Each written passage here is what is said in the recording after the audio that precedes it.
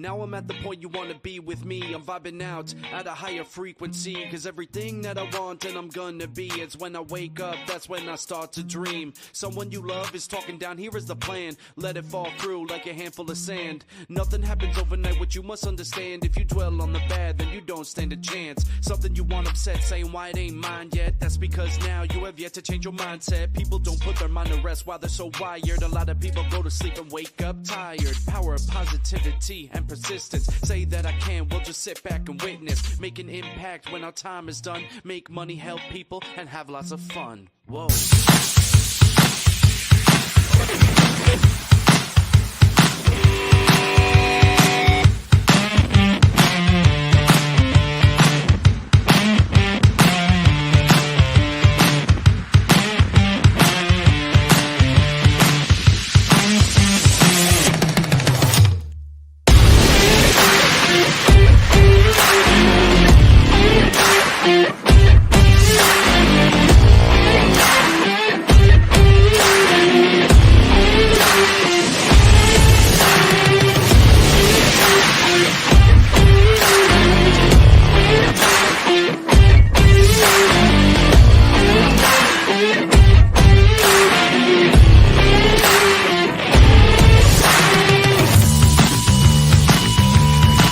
Welcome to Office Hours, hosted by legendary sports executive, entrepreneur, and investor David Meltzer, where the brightest entrepreneurial minds in business, sports, and entertainment get together to talk about success, failure, and everything in between. And that's where success is, in that gray area, finding ways to create innovation. While you're feeling the sting of your setback, God is preparing your comeback. Take a deep dive into the mind of some of the world's most impactful guests. You know, what would you advise either your younger self or what would you advise somebody else going through it? And I would very much advise people to go straight into the thing that they know that they want to do. Action is the antidote to anxiety, right? So what actions can I take over market anxieties and anxiety I have over things I can't control? To share their strategies and tools to dominate their respective fields. Whatever it is you're trying to heal from, you can't fully heal from it if you're not all the way in.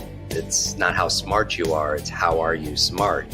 And when you understand your brain type, it also, that self-awareness is a superpower, but it also informs how you can relate to other individuals. No matter what level you think you're at or where others think you are, you got to reach up. David Meltzer hosts Office Hours.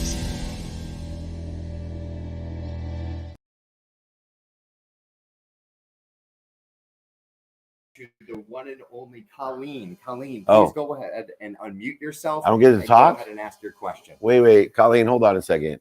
I thought Nick was going to introduce me. Anyway, I'm just illuminating the fact that I'm here at the Masters doing a mastermind with incredible people. We're going to be taking questions live here as well as on Clubhouse and as well as with over 100,000 people registered for the webinar side of what we do, just to set the stage a little bit in case there is some misunderstandings on Clubhouse of how we do it and what we're doing it. Part of what we do is to teach how to do this stuff. And so, Colleen, why don't you go ahead and start off with the first question?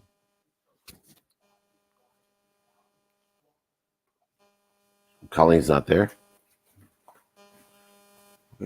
Take one live. Well, take one live, yeah. Perfect. Awesome. So it looks like Colleen's having a little bit of technical difficulties there, so no worries at all. We're actually going to do the first question live here from inside the mastermind at the Masters, and I'm going to pass it over to the one and only Virgil Herring for the first question of the day.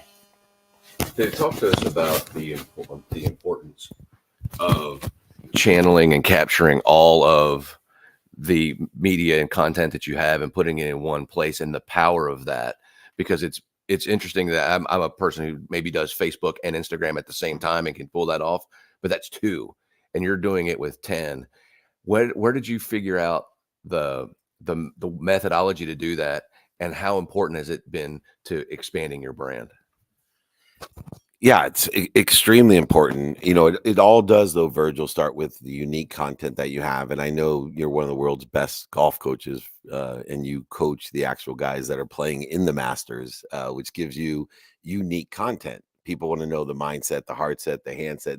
They just don't want to get golf advice from you. They want to know One of the most interesting things that you taught me is you said, Dave, why is it when you walk up to a shot, you're thinking, gosh, I always, flub whenever I'm on a par 5 and I actually got a chance.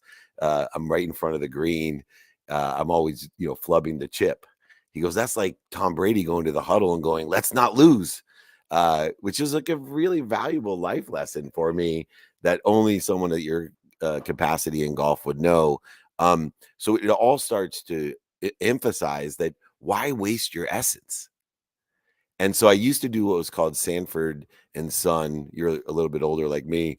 Sanford and Son was the junkyard TV show that had just crap everywhere.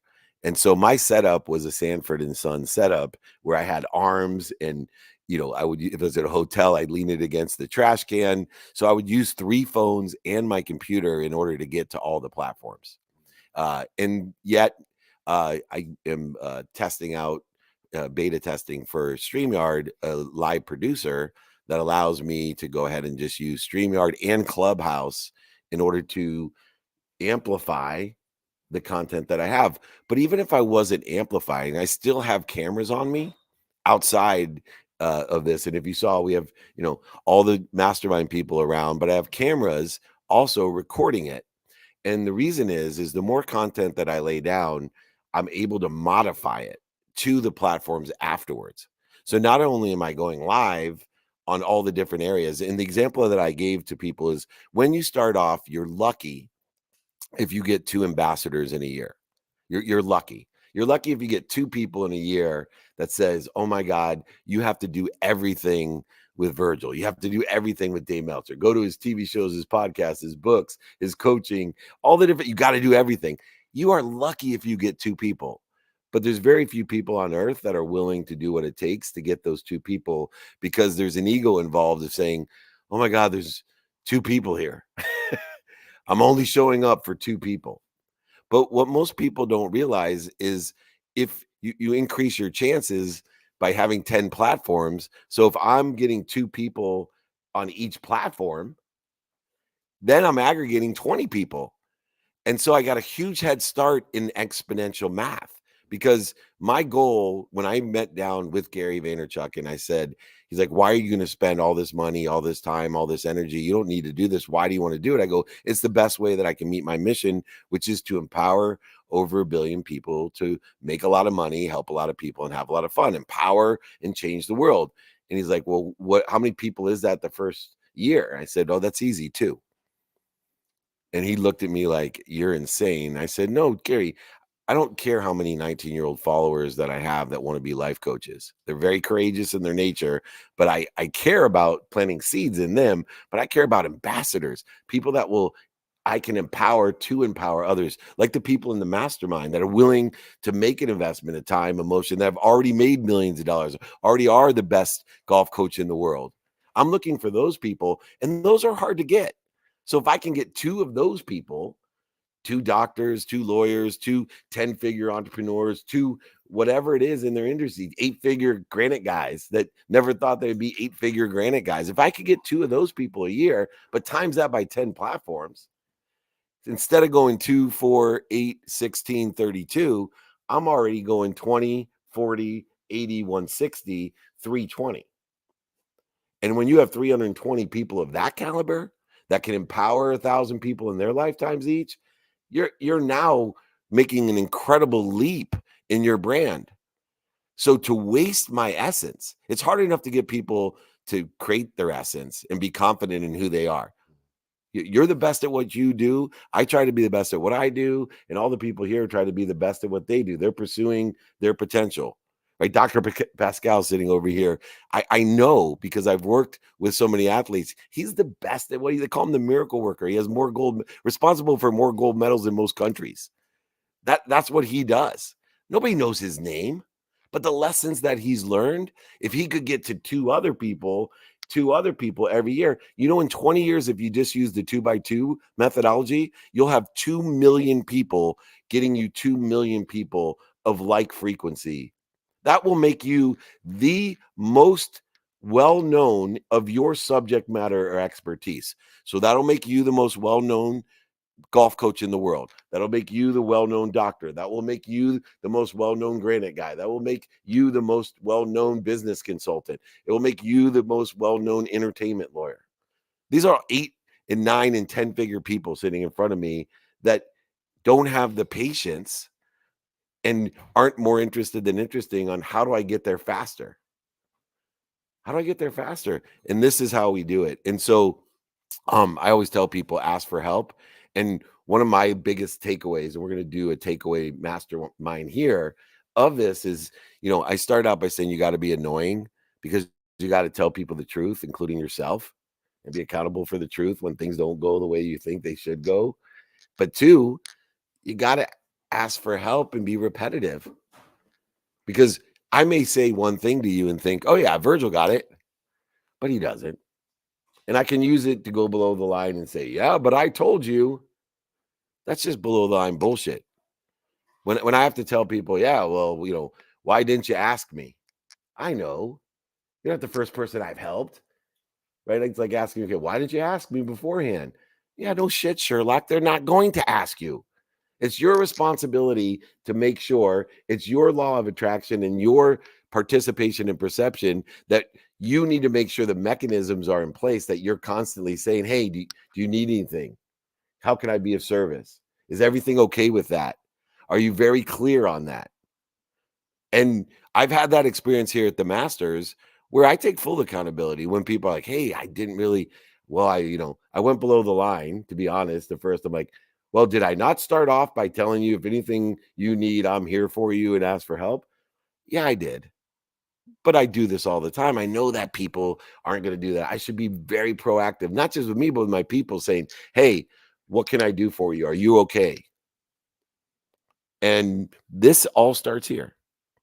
How many people do you want to be able to communicate with to test the frequency of what you're doing? And so eventually you have an elevated brand for what your subject matter, topic, or expertise. I will never be known for what you know. Dr. Pascal, I guarantee I'll never be known for what you know. But I want to be known for someone who helps people make a lot of money, help a lot of people, and have a lot of fun. That's what I want to be known for. That's what my subject matter and expert. Did it cost me over $100 million to learn? Yeah, it did. Am I still learning it? Absolutely. But that's what I want to be known for. I'm not an entertainment lawyer. I could be. I went to law school, but I don't want to be known for that.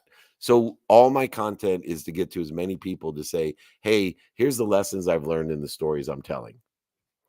And I capture it, modify it, amplify it, which is what we're talking about, and perpetuate it.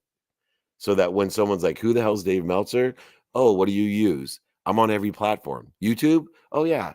Oh, I like that guy. Oh, I hate that guy. Oh, I really don't care for that of what he said. But this other video, that really resonates with me.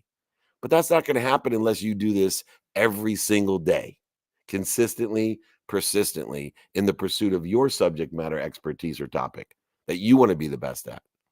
The good news about it, I call it the empty mile. Most people will quit, especially of higher caliber. I got better things to do than to sit there for an hour in front of 2 people. I got better things to do. I got 4 kids. I make over $100 million. I got TV shows and movies and podcasts, and I got employees. I got way better things to do every Friday morning at 6 a.m. So knowing that gives you a huge advantage that most of the world's best golf coaches are not going to do it. Most of the world's best doctors, Dr. David, they're not going to do it. Landon, most of the world's best sports and entertainment lawyers, they're definitely not going to do it. Johnny, most of the business consultants I know, they're not going to do it because I already got enough. So know what your mission is. If you want to pursue your potential, you have to do this. And it's less competitive because most of the people in your genre are not doing it. Think about that. And you have the capability of doing it. Sorry for rambling on, but it's a really important one. Great question. Nick of time. It is the nick of time. Why don't you reset the room real quickly, and then we'll take the next question. Beautiful, beautiful, beautiful. Thank you so much for the first question of the day, Virgil. And of course, a quick reset of the room here. This is the BYOQ training with the one and only David Meltzer. Of course, we are live everywhere, as we just reviewed, let alone here in the Breakfast with Champions, the best room and community in Clubhouse. So we do have live questions with our mastermind attendees, but we'll also be taking some from online. So whether it's putting them in the chat or using the hand icon here on Clubhouse to request to join the stage, please do so. Of course, if you're here on Clubhouse on stage already and have a question, please put something in the room chat. So of course, I am aware. Now, with that said, we're going to transition here, and our next question is going to come live with one of our mastermind attendees, which is the one and only Landon Dirickson. Landon, passing it over to you. Thank you. So when you were starting out making content and maybe just trying to get used to the idea of, being more in front of the camera and all that, like what are some strategies that you use to just, like just make that transition into, more business person that is also like essentially like media company as well. Like you're a media company that also happens to be a business person. So would love to hear like some strategies that those of us that are starting out in that could apply. Yeah, that's a great question. So first of all, you all have a huge advantage over what I did, which was the only way that you could do it is to pay a lot of money to have a whole posse of people around you, right? You had to have cameras, you had to have microphones, and you had to have people with you all the time. And that's the methodology that my mentor, Gary Vaynerchuk, utilized, right? He had D-Rock following him all around. I had Jay Stone, better known as Justin the D. But anyway, Justin followed me all around with a camera and a microphone. And I just got used to it. I also did something that Gary didn't do, which, just takes consistency, is I go live, right? I find all kinds of fun ways to go live, whether it's me with my family doing Meltzergram on Sundays. So instead of, calling each one of my kids, because I give a minimum of 2 minutes a day to my older daughters, and I give a minimum of 30 minutes a day to my son. So it originally started that I wanted to have something fun to do with my son. So I called it Miles Graham, but then he got to be a teenager and he doesn't want to be Miles Graham. But luckily then the girls got old enough where they knew how much it meant to me to hang out with them on Instagram. And luckily my following got big enough where I think they kind of like that too.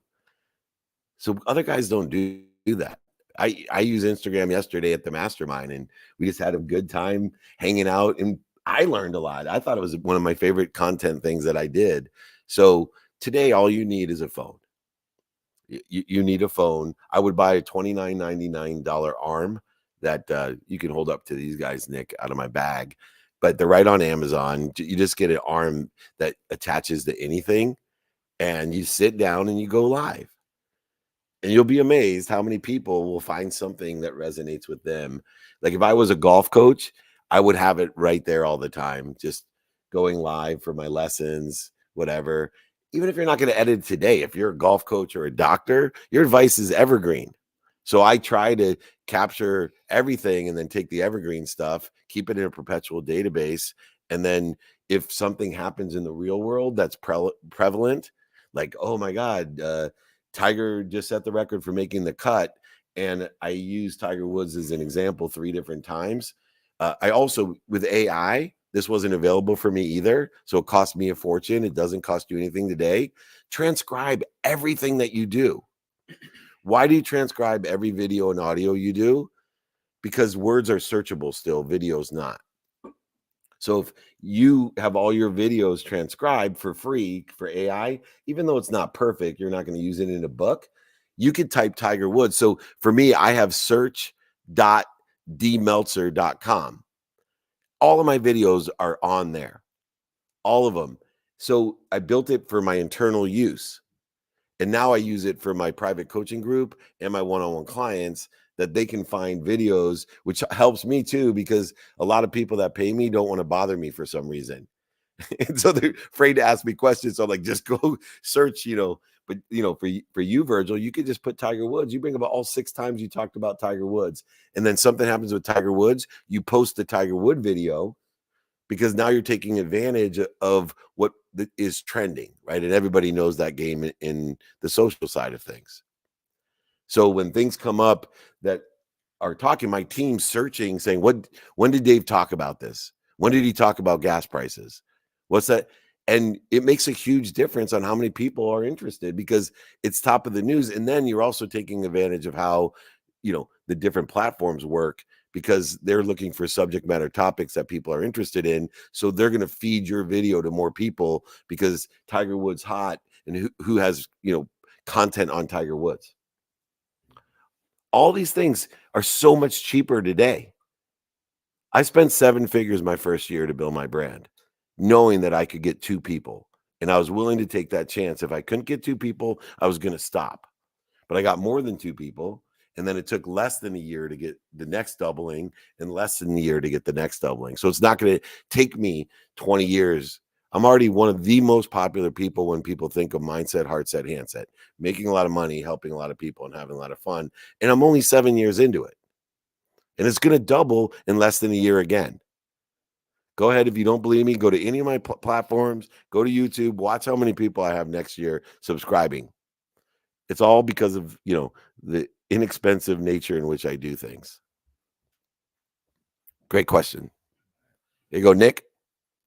Perfect. Let's keep this train rocking and rolling with the next question of the day. I believe we have here the one and only Joe Alva, who not only is the Poseidon expert himself, but of course brings a great, mindset to the table and is always learning from one another, from everybody. What I think is very, very impressive because when you aggregate that knowledge, of course, it inspires not only helping others, but being able to share that through others as well. So passing it over to the one and only Joe Alva. Thank you. You do need 3 hands. Yeah. So I have a question for you. I think this would resonate with a lot of yeah, put everything in your mouth. Okay, with a lot of entrepreneurs. How would you say your mindset? You should prepare your mindset if you're going to start attending networking events, right? Because there's a lot of expectations that I think people have in their mind when they go to a mastermind, right, or a networking event. If somehow you get pulled into going to one of these, right, and you're either somebody that wants to be an entrepreneur or you already are an entrepreneur, what would you say is the best approach in terms of mentality when you're going to an event to network? What are you going to see? What are you going to feel? What do you kind of like a heads up for that and prepare people? Because I do believe that that's the next step for entrepreneurs. We stay stuck in our bubbles, and it's amazing. It's been amazing for me to get out there, start networking. The people that I've met through you has been amazing. Like exponentially, I've met such great, same frequency, I would say, people, and it's been amazing. So I wanted to kind of because I want to kind of share that. I want to keep bringing my community in my industry to some of these things to kind of expand their minds and allow them to grow as well. Perfect. Yeah, it's a great question. And you weren't in here earlier. One of the things is you have to be accountable. If you're putting on the mastermind, you have to, in the end, be accountable. It might take you a little longer to get there because you're human, right? I always say I get kicked in the face 8 times a day on average. And what makes my life, why I have more energy than I've ever had, it's because I spend minutes and moments, not days, weeks, months, and years after I get kicked in the face. And so I start when I'm kicked in the face by stopping, right? So you're never going to manage everyone's expectations, but I think it starts with you. And so, if you're getting people to go to a mastermind or partnering with someone in a mastermind, or you're putting it on like I do, then in the end, you have to always use your own accountability and say, what did I do? Not what did my employees do? Not what did Joe do? Not what his employees do. What did I do to be responsible for this? What did I do to attract it to myself? Maybe I knew beforehand someone wasn't on the same frequency. I already knew, so I should have just given their deposit back and said, hey, you know what? I don't think this is a good event for you. You've already, we know before when someone's very uptight, very anxious, you know, they're worried about the money, right? That's why we do what we do. And you're accountable. What did I do to attract this to myself? And then finally, what am I doing to participate in the perception? Right? The perception of whatever below the line thinking you're utilizing it. I promise you one thing about putting on anything. It's not going to work out the way you think it is. It's not. It's going to be less than what some people think it is, more than what some people in, or exactly what people think it is. But it's not going to work. And so, you know, whether it takes you days, weeks, months, and years. Yeah, what I was also kind of referring to. Yeah. Good. What I was referring to as well is kind of like the entrepreneur or the person that wants to be the entrepreneur, right? I believe that it's a method of thinking, right? Outside of your networking side, right? Right. Okay, here. Yeah. Yeah. Sorry. I wanted to lay some format just because Sure. of personal experience. So, and I teach about it. So in that aspect now, when you take responsibility for providing, and for me, there's three things that I want to provide. One, experiential. I want to provide cool experiences. That's why they're at the Masters, the Super Bowl, the TV show, whatever we do. Two, business development, which is what we're going to talk about. And then three is fun. Well, it's not fun if your expectations are mismanaged. And you're accountable for managing those expectations, not the other people. You're accountable, which is what I was getting to because you missed earlier saying you got to continually ask, hey, is everything going okay? Have your employees making sure, all the people going, hey, is everything okay? You know what happens is when you know it's not going okay, you're afraid to ask people if it's going okay. Why am I going to poke the bear? Maybe I'll get away with it. You're not going to get away with it. The people are just going to leave and say that fucking sucked. It wasn't what I expected. And so you be accountable. Now, the networking side falls into it is because I believe that my entire community is based off of that networking or what people call networking. And the mindset that's needed for networking is value. And for me, I go into every situation trying to do one thing, give people more of what they like and take away what they don't like. It applies to everything. So I don't have to be subject matter specific. I don't have to know, Poseidon's granite, like the unbelievable machine you developed and nobody even knows about your business and you're a 10-figure guy and it'll continue to grow, but not because of your machine, because of you, because you do the same thing. You do the same thing. How am I going to make you get more of what you like or take away what you don't like? And then whoever has the best ability to quantify that value to exceed what they're asking for can make money themselves so they can help more people and have more fun. And so how do we do that? And I'm going to offer everyone the open-ended question template. I've gone over this. So my new campaign is Dave Meltzer. It used to be Dave Meltzer, the most interested person in the world. That was going to be my marketing campaign, not the world's most interesting man, but the world's most interested man. I know this is probably counterintuitive. I'm thinking about marketing myself as David Meltzer, the most annoying man, because he's consistently asking people about the truth, especially himself, and repetitive as shit, which are the two things that you need to be. And I can see the coaches that are in the room shaking their head. Yeah, you got to be repetitive. And so this template that I'll be happy to send to anyone and everyone, just email me, david@dmeltzer.com. It goes like this. And Joe, you're really good at this, by the way. You're wearing a Lamborghini hat. That's an open-minded question itself because it attracts people that have a resonant with Lambo. They're either thinking that you have small genitalia, or they're jealous, or they think you're rich, or they love cars. There's a whole bunch of things that people see when they see the Lambo hat, or maybe they're just Italian, right? And who knows what, but that's a great hat to wear to the Masters because you're going to attract people without saying, hey, what do you do? Where are you from? Which is fine. It works for me, right? Or you ask someone if they're wearing a shirt like Infinity Hospitality, do you buy that shirt on sale? And if they laugh, they have an open mind. If they punch you, you're probably not, get away from them. So the key is first, find an open mind, ask an open-ended question. Then you can ask them more close-ended questions Hey, what do you like about the Lambo? What don't you like about the Lambo? Do you own the Lambo? Whatever it is. Now we're getting somewhere. Because once I know what you like and don't like, I can provide value. Oh, I love the Lambo, but I started this business when I bought my first one. Oh, what do you do? See where this goes? Oh, well, I finance people that are expanding their business into franchises across the country. I've made over $600 million, and I finance companies and young entrepreneurs like you, actually. Where do you live? All of a sudden, the Masters become extremely valuable. Or you may be at the Indy 500 and you meet Andretti. And hey, how you feeling? Actually, I'm really ready for the race. The car's ready for the race, but I got a twinge in my neck. Oh, I've worked with, 2,000 Olympic athletes. I've been responsible for more medals than any other person in history because I've taken athletes that couldn't perform and they were ready to go and they actually won medals, like LaShawn Merritt, the world record holder in the 400, and all of these other people that I know. This is how it happens.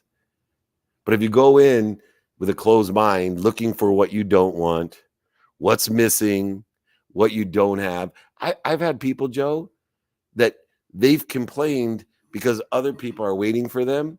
And then the next day, somebody else is late and they're complaining that the person is late when they were the ones complaining that why are they in such a hurry? The exact same person. Why do you think that is? Because I promise you, if you look for what you want, you're going to get it.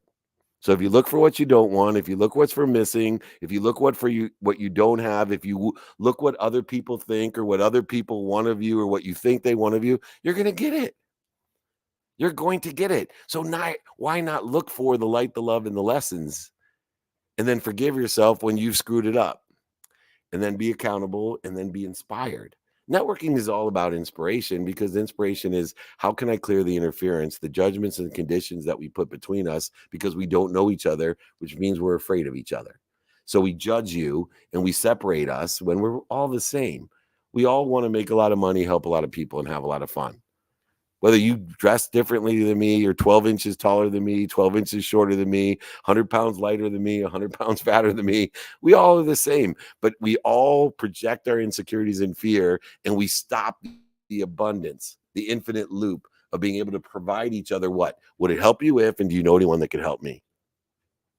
I want to be around a whole bunch of people that are asking me, Dave, would it help you if, or do you know anyone that can help me? And I'll ask them the same. A group of people that want to help each other, know people that can help each other. A group of people that will buy from you for life and sell for you for life, no matter what you do. Can you see why you're going to be successful if you're surrounded by a ton of people? No matter what, in this room, we have the most eclectic group I've ever had. Imagine if we were just a bunch of guys who were buying from each other and selling for each other instead of judging and separating and attacking one another because we're different. I got to use someone to do my kitchen in my bathroom. I know exactly who I'm calling. I got a 14-year-old son that is a really good golfer. I know who I'm calling. I have a lot of clients that are famous athletes and entertainers. I know who I'm calling. I definitely know people that need to be healed. I know who I'm calling. All of those things. I need a great entertainment cameraman, editor, and all my friends do. I know who I'm calling. It goes on and on and on. It's the greatest asset that you can have if you are someone who's looking for what you want in people, not what you want. Look, everybody makes mistakes. You can beat them up. I promise you they're beating each other up, more importantly. So I always ask myself one question, even when I'm networking or at these Masters, when things don't go the way I did, have I ever done that? So especially at the Masters, my first year, I was a nightmare. I was a different person than I was because I didn't understand the Masters. So I was promised I had paid $8,000 for a Thursday badge for two people to go into the Masters at a charity. So the money went to charity, and it was with Junior Seau and doctors, people that were pretty credible that we were coming here to the Masters with. And, and I really cared about going in the Masters, and I didn't understand. So they wouldn't give me my badge on Wednesday. And I kept asking, and then I was scared. So I got really angry and I ruined my whole night. And then I drank too much because I was upset, and then I ruined my night even more. And then I didn't realize, someone explained to me, they're worried about you selling the badge. So they're going to wait until right before it starts, so you don't have a chance to sell the badge, because you lose your badge if you sell the badge. But we don't know. And the person that invited me from the charity is still my best friend here in Augusta, Georgia. He's one of my best friends. But I was all over his ass. And he still makes fun of me for it. But he's forgiving. And we learn those lessons. That's part of networking. You're going to look for what you want, but find out how you can provide people more of what they like, but also take away what they don't like. Right? So if things aren't going well, try to help them make things go well. Does that make sense to you? It's all the questions. Lawyers are better at this than anyone, by the way, because they learn it in law school. Beautiful, beautiful. Well, we just passed the halfway mark. So this is officially the third quarter here of this incredible Power Hour. And of course, this topic is going to be BYOQ. You bring the questions, David will bring the answers. We not only have live attendees here in Augusta, Georgia for the Masters and our Masters Mastermind that are asking questions, but we'll also be bringing some questions in from online. Of course, whether you want a free book from David, want to join him in any of his upcoming travels, or if you're unable to get your questions answered today, all you have to do is email David directly. David@dmeltzer.com. Once again, just David@dmeltzer.com. Now, with that said, we're going to keep this train rolling here. And I got my main man, Francisco, who's got the next question ready to rock. So I'm going to go ahead and pass the torch. All right. Thank you. So my question to you is about podcasting. And how do you get into the space? How do you utilize and leverage the space? And also, what would you recommend to go on other people's podcasts to promote your podcast and yourself in your network as well? Great question. Number one answer is, remember, there's never too many podcasts. I'm so glad that when I started my podcast 7 Super Bowls ago, and I told Gary Vaynerchuk, 'cause I had a radio show called The Sports Blender, syndicated through Gow Media around the country. And it was a sports radio show that's very similar to the Playbook. It was just much more narrow. He's like, Dave, you really shouldn't make that a podcast. I was like, why? There's 200,000 podcasts. No one's going to listen to my podcast. I'm on a big radio thing. Everybody's listening to me for sports. He laughed at me because there's not too many. And he still tells me there's not too many. I think there's 3 million. Just remember this, that 90% and remember, 99% of all statistics are made up. So more than 90% of podcasts quit before they get to 10 episodes. So I always say my number one piece of advice to get into the top 1% is to get 10 episodes in the can. Not only will it put you in the top 1% of podcast immediately, but you'll get better at it.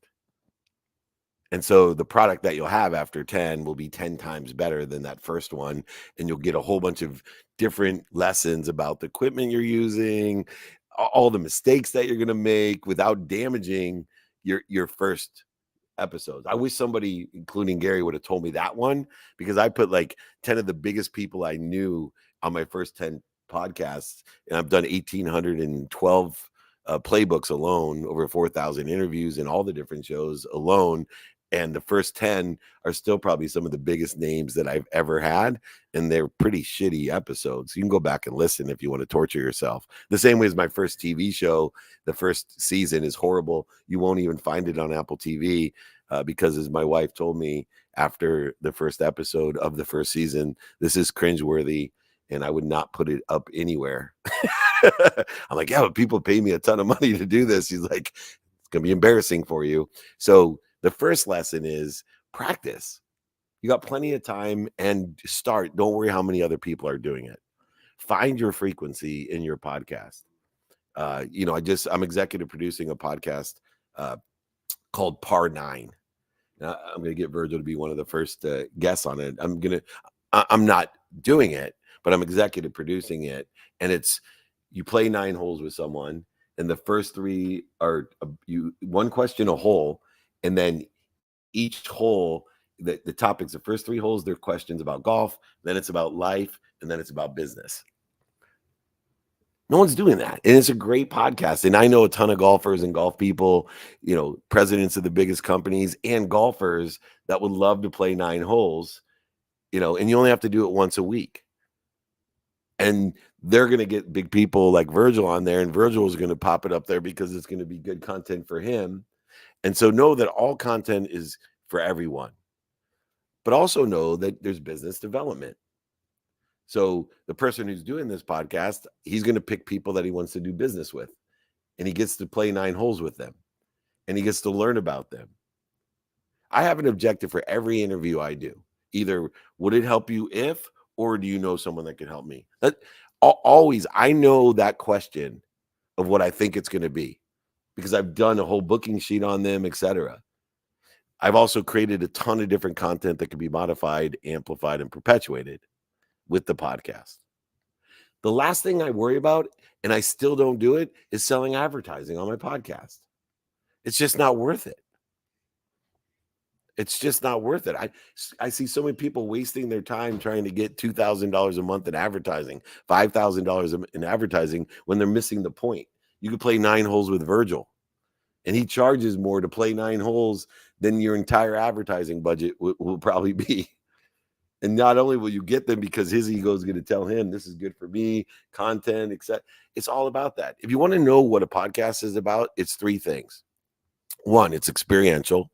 2, it's business development. And 3, it's content, pre, during, and post. You can monetize it in any way you want. But if you don't realize that a podcast is about experience, it's about business development, and it's about content, pre, during, and post content, then you're missing the quantitative value of a podcast. If you're lucky enough to get an audience in your essence, there's a lot of different ways to monetize it. People will pay you to come on it. People will pay you to advertise it. People pay. But I will tell you that you're better off holding on as long as you can before you monetize it in that way. You can monetize it in any way you want us to start. Experientially, business development, pre, during, and post content. But exponentiality, the longer you wait. So if you think you lucked out because someone wants to advertise with you for $2,000, 10 years from now, you'll be at $2,000. If you wait 10 years, it'll be 2, 4, 8, 16, 32, 64, 128, 256, 512, a million, whatever. You'll start at $1 million on year 10, monetizing it, and it'll keep going up from there. The guy that squeezes someone, oversells them for $2,000 the first year, usually if they stick around, still's at $2,000 after 10 years. That doesn't add up to even close to what you'll make in your first month if you wait as long as you can. It's really, I'm going to remind you, your podcasts are about 3 things: experience, business development, and content, pre, during, and post. And you can monetize those in different ways that are not selling advertising or sponsorship, that are exponential. No matter who you are, you can do this. Awesome question.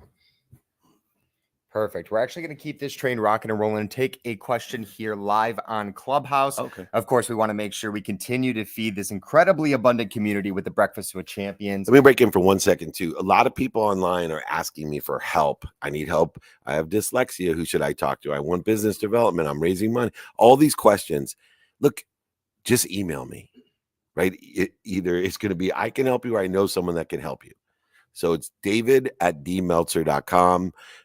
So all those people that are asking for help, where to go, just email me. I will help show you where to go. And I actually know credible people because our neighborhood's so big of people who want to help you and know people that can help you. So use this different community that we have of open-minded, open-hearted people to help you. So go ahead, Nick. Sorry for interrupting. No problem at all. And of course, just a reminder, this is in the room chat here on Clubhouse as well. Of course, on the webinar and live, it is, of course, live in the banner, David@dmeltzer. And of course, with all of his travels, as you want to get the reminders, because I know both me and David need those reminders more than anybody, the text community is going to be 949-298-2905.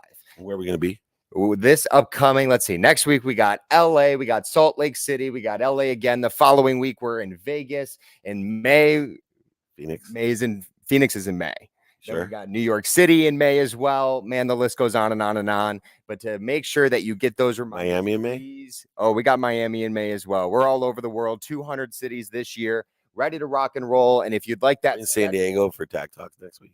Yeah, we are. We are in San Diego for Tech. See, we can't even keep track. We're so blessed with abundance. That's why we have the text community. And if you'd like that schedule, make sure to reach out to David, not only via email, but of course, via the text community as well. Now, here on Clubhouse, I know Monica has been patiently waiting. So, Monica, it is great to see you. Happy Friday. Thank you for showing up each and every week. Feel free to unmute yourself and ask David your question. Great. Good morning. Thanks, everybody. And David, thank you again for being here every day. I get that the podcasting was something I thought I have to go and do this, and I did 50 and then didn't know what to do with it next. It's not just podcast, but I think when you're up leveling to a maybe a bigger audience, there's a lot of like questions that come up about how do I get to the next level, and that's a growth point. Can you speak to that growth point when you've already established your business, you've had great results, people are getting healed and they're getting, what you're offering them. But then you're at that place of like, I have to take this more, I have to be more visible and be more out in the world as an expert. There's a lot that comes up. I've been kind of struggling with it for about a year, actually. And so could you speak to that point? Because a lot of entrepreneurs, I think, are in that place. Thanks. Thank you so much. Yeah. So number one thing I do is ask myself, where do I prioritize my growth? And, as a generality, I can give everyone my piece of advice where I would grow, no matter what it is you're doing, a podcast, a TV show, a radio, whatever it is, it's community. You should only focus in on building my community of people around the subject matter, topic, or expertise. So if you're Poseidon, you would get all the granite workers and stone workers and the people that want to redo their kitchens and their bathrooms and all those types of people, real estate people. You would have a total addressable community that was never available to a stone worker, some guy that probably didn't go to college and, invested everything he had when he was 21 to start his own business. Never in his mind could he think that, wow, every day I could have millions of people available to be part of my community. So as a generality, if you're having difficulty knowing where you want growth, then just focus strictly on, I'm going to build a community of people that have open minds, open hearts, and open hands, like-minded people that are interested in my expertise, my essence. I'm really good at this. And if you don't know you're good at this, then look back and think about when people go, wow, that you're really good at that. And you think to yourself, yeah, but that's easy for me. Dunking a basketball is super easy, LeBron James. The only people are like, wow, you're really good at basketball. And he was probably thinking, yeah, but I mean, I don't really, it's easy for me. That doesn't mean you're not good at it. Right? People can speak on stages. They can sell. They can, go ahead. They see things in golf. They're just good at it. And so don't think because it's easy for you that it's easy for everyone else and it doesn't have value. And that's where you build your community around what you're good at. And the better you get and more practice you get at articulating that. Now, that's the generality. I suggest everyone concentrate on building a community, no matter who you are. And if you're not comfortable doing a podcast, maybe it's just in person. Maybe it's just by email. Maybe it's just by text or phone.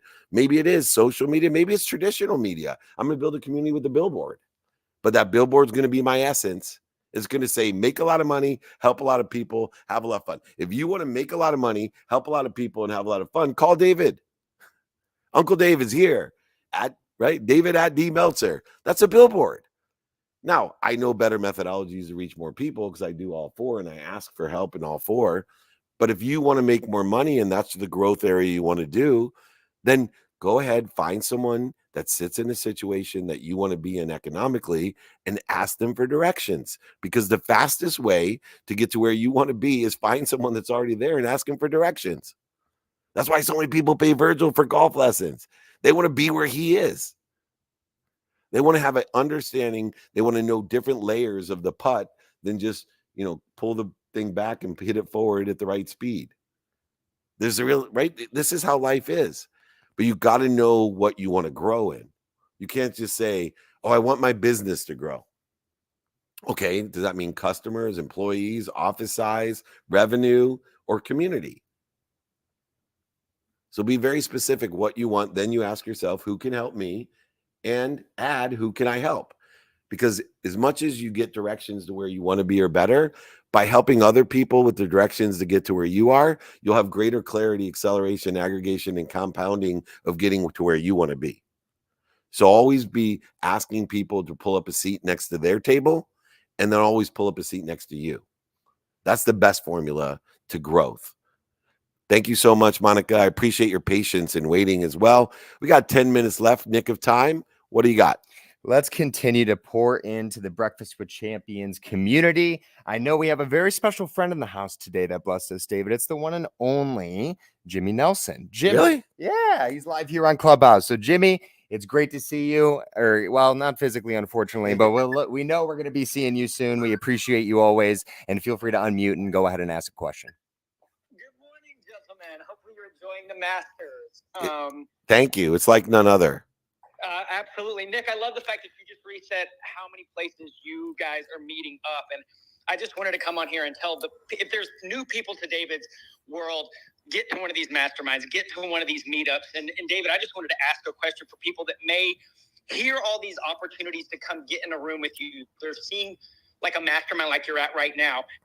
I know that a lot of people think, oh, that's for other people that are already successful. These are for bigger names. And as someone who has spent time in a room with you, that you've had such an impact on my life personally and professionally, what would you say to somebody that thinks, oh, that's not for me, I need to reach a certain level first, versus like you talk about being the best, the best six man on a bench for another team in a way to level up? Yeah, I think you brought it out there, Jimmy, and I'm always glad when you can make it as well. And, one of the philosophies I have is invitation, not obligation. One of the bigger challenges of having so many different opportunities for the people that you care about is that you're always inviting them, and you can actually damage a relationship because they feel bad because they can't make it or can't afford certain things. I've had people attack me because some of the things I do, people pay for. 90% of the things I do are free. And so I will get people that can't afford something, and instead of telling me the truth that they can't afford it or it wasn't worth it, where I can correct the situation, they'll instead just attack you and say, oh, I thought you're here to help people. Why are you charging to come to the Masters? Why are you doing that? You're supposed to be this, I'll help anyone guy. Yeah, I'll help empower you. Someone asked me today for a loan on my Instagram, right? They're like, I need $60,000. Can you help me? And I said, yes, I can help teach you how to get $60,000 and keep it and turn it into 600,000. No, can you give it to me? I'm not a bank. That's not how I help people. It would be like asking me to coach you in basketball. That's not how I help people. It's the exact same thing in my mind. If someone said, Dave, can you help me dunk a basketball? I would say, I know someone that can. I can teach you and empower you or introduce you, but I can't do it myself. And so I think that leveling up side of it is, if you're considering it, then make sure that you have a quantitative value of what you're investing in. Most people are afraid to make the investment. And so start out by doing something for free. I do free meetups in every city. I do a paid speech. I give a free meetup. Right. I have different levels at my mastermind. You can take the private plane in, you can drive in, you can go to parts of the mastermind, the whole mastermind, or just come to dinner. And I'll work with everyone, or just come to the meetup for free. And so if you want to be a point guard on a team, then pick something that you can be a point guard on my team. And if you want to play the sixth man, then pick an event that you can be the sixth man, and then make a complete timing and risk tolerance analysis of, hey, is this worth the investment in the timing that I need the return investment? Some of the guys sitting here have spent a ton of money to be here, and their timing is years. Other people, they wanted to meet someone immediately, and they wanted to see, hey, I want that by the end of the Masters, I want to have $10 million in funding, then it would be worth it for me. Well, those are two different things, whether or not you can manage those expectations or not. But that's what you need to decide for yourself. And Jim, I think you realize, and some of the guys here who have come to me, and I even do some coaching, they'll be like, Dave, I'm getting a little, the bills are getting high.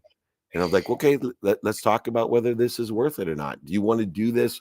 Because all it would take is this in October, and it'll pay for 10 years of coaching, but we have to work up to do that. Or you have a better plan or ask me to do that.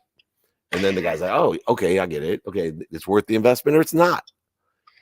But there's plenty for free to be a 6-man on my team. And I hope it's not your self-image that's limiting you. I'm okay with its timing and risk tolerance that's limiting you. Don't come, or just do free stuff. And even free is not free because it takes your time, your energy, and your emotion to show up. And it's a great point, Jimmy. I know people go, and you can attest to this, right? People go through a learning curve. They're very scared the first time, even if it's free.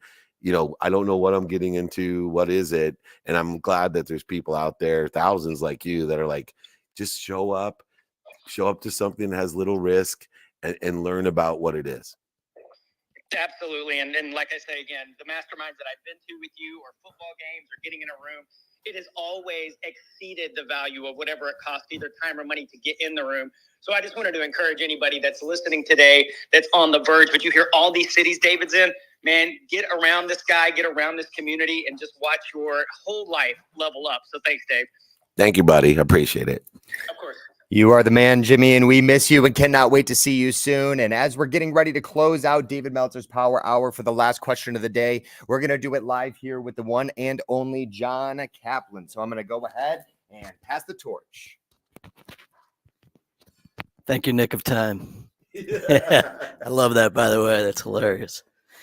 You know, what's really challenging sometimes is the most challenging thing you could have is not knowing how to ask the question. And so I'm going to give it my best shot because I don't exactly know how to ask the question, but I'm going to kind of talk it through if you can help me, Dave. Awesome. All right. So I'm in a business group. It always comes up in a Vistage business group. So shout out to those guys out there.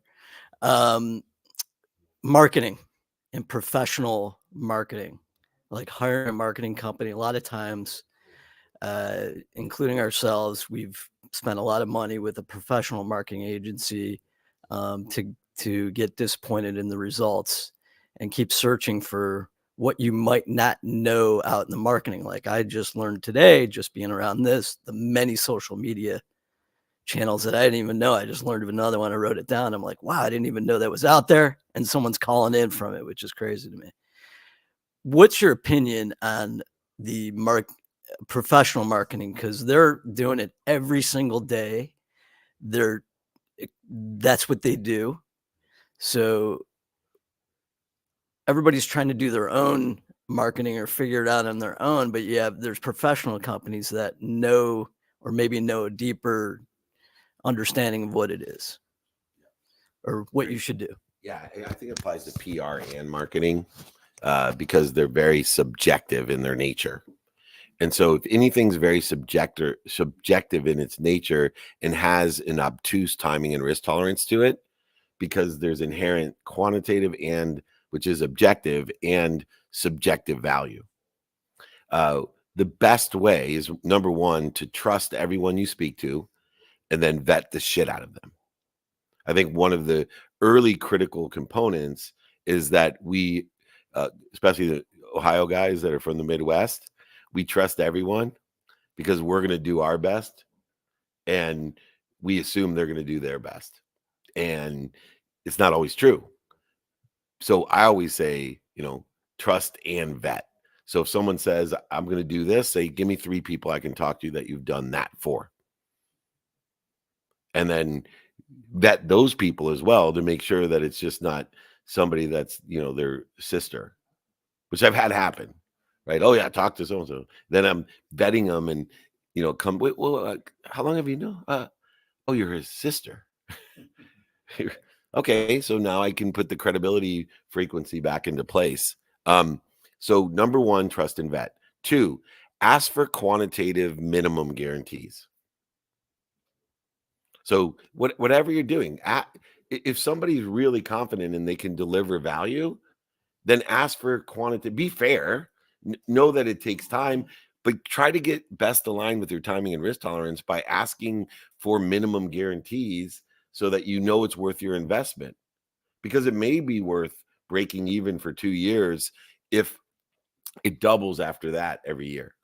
The revenue. You've created a vending machine. It costs money to create a vending machine, but once the vending machine's starting to fuel up, you know, you put $1 in, get $2 out, then it's $1 in, $4 out, then $1 in, $8 out. The first 2 years are worth it. But most people are not trusting in vetting, and they're not asking for minimum guarantees from marketing and PR firms, and always go month to month, because time, value, and emotion changes immediately after any implied, written, or oral agreement, especially with PR and marketing firms. Time, value, and emotion changes immediately. So if they're not willing to go month to month, if they're not willing to give you a minimum guarantee, that's fair, because you can't squeeze someone to do something you can't do. Then you trust and vet them, you're going to have greater statistical success than you've ever had. And you're going to learn more about marketing and PR than ever. All right, we are going to continue here live, but we are set in time on Clubhouse especially. I want to thank everyone. If you'd like the open-ended question guide, david@dmeltzer.com. If you want our schedule, it's 949-298-2905. We're in too many cities for Nick or I to get them all right. That's why we usually do it together. So be annoying. Be more interested than interesting. Nick of time, close out the Clubhouse. Beautiful. Thank you so much. All right, everyone. Thank you so much. This was BYOQ. Bring your own questions. I'll bring the answers. We are here with a great group at the Masters in the Mastermind. I want to thank everyone for being here, especially Raluca waking up early as always to produce the show. She is amazing. Thank you guys so much. Remember, be more interested than interesting. Be kind to your future self. Oh, by the way, if you did not get your questions answered, and there's hundreds of you, just email me the questions, come to other Ask Me Anythings, meetups, etc. If you're thinking about a question, other people want to know the answer. I'm going to repeat that. If you're thinking of a question, other people are interested and are looking for the answer as well. So provide me what you're listening for. I'll do the research. I'll use the dummy tax. Don't pay it yourself. Go ahead, email me that question, text me that question. It doesn't matter. david@dmeltzer.com. Be annoying. Be more interested than interesting. Be kind to your future self and do good deeds. We'll see you later at the Masters. It's like none other. Thank you, everyone.